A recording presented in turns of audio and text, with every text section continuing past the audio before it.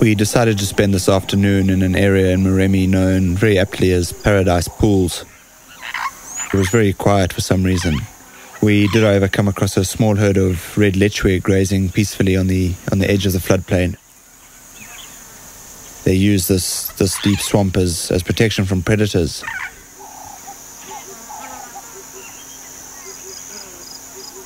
They have very long hooves that splay widely to allow them to move over the wet vegetation. They also have very powerfully developed rear haunches that allow them to move with power through this heavy environment.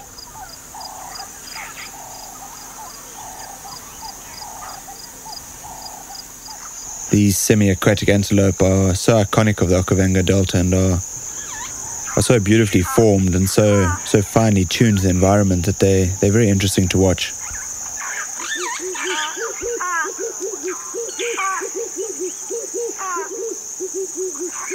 With this group of females was a very impressive ram. These lechwe rams have beautifully powerful and widely splayed horns, and the dominant ram of this group was a very, very impressive specimen indeed.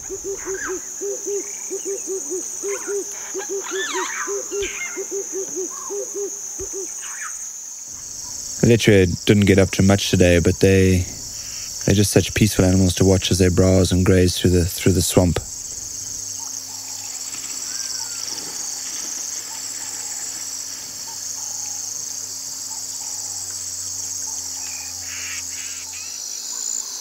As the sun began dipping towards the horizon, this whole scene became backlit and really atmospheric. This golden evening light picks up the highlights in the grasses and the sedges and the insects so beautifully. It's a really peaceful experience just sitting watching. It was a very fitting end to what had been a gentle and peaceful afternoon.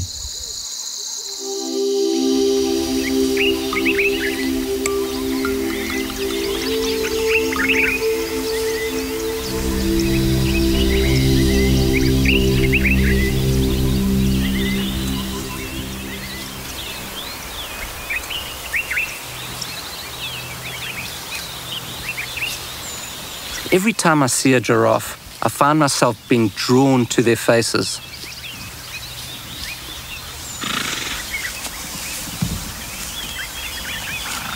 The giraffe were browsing on the thorny acacia tree as they nip the branches and comb the leaves off with their teeth.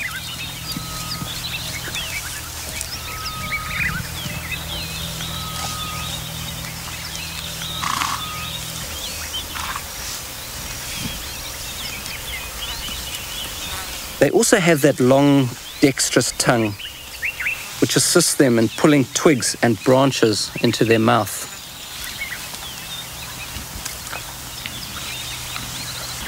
I think they really have unusual looks, with those big eyes and that long, protruding face. That strong jawbone chewing down to that narrow mouth in the front. And they just chew and chew.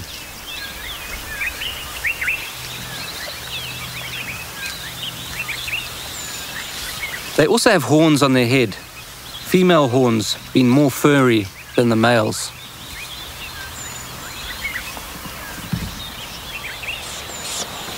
Each acacia tree is only browsed on for a short while, and then they are off to the next acacia tree.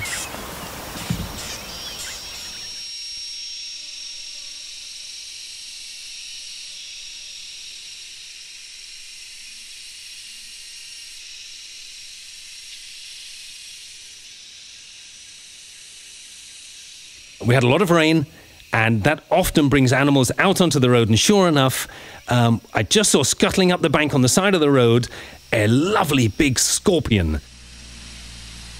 Common name of these scorpions is the Thai giant scorpion.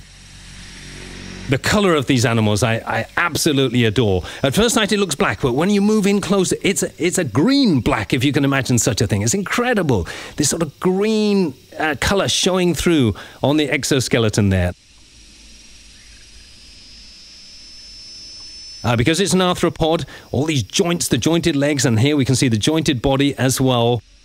Here on the legs, you can see quite clearly they have to have a softer part at the joint. When you're covered with a hard shell, of course, movement becomes a big issue, and you need these joints then to be able to move the limbs about, and that requires a softer area in amongst those joints. The exoskeleton, of course, has served the arthropods incredibly well, becoming the most abundant group of animals on the Earth. There's the danger end, as it were, the sting. Although despite the large size of this scorpion, that sting is not terribly painful.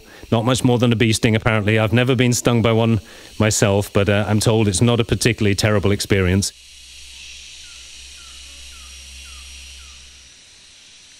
Also, these two huge nippers on the front end, designed for grabbing hold of prey and bringing them into the mouth parts. After just a few minutes, I decided to let it go on its way.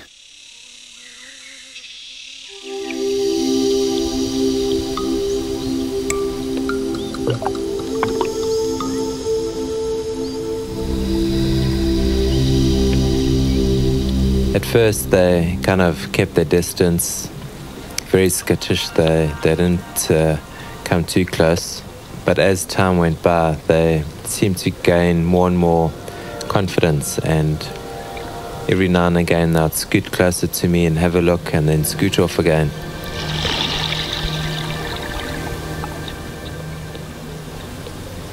These little guys can dive to 30 meters, and very much in the same way as the dolphins go down and corral a section of bait fish, these guys will do the same.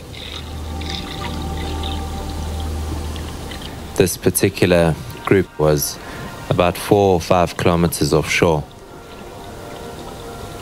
These animals mate for life, and obviously when they come out hunting, the pairs, male and female, both come out together, join into a little group, and obviously makes hunting a lot easier for them when they're a couple together.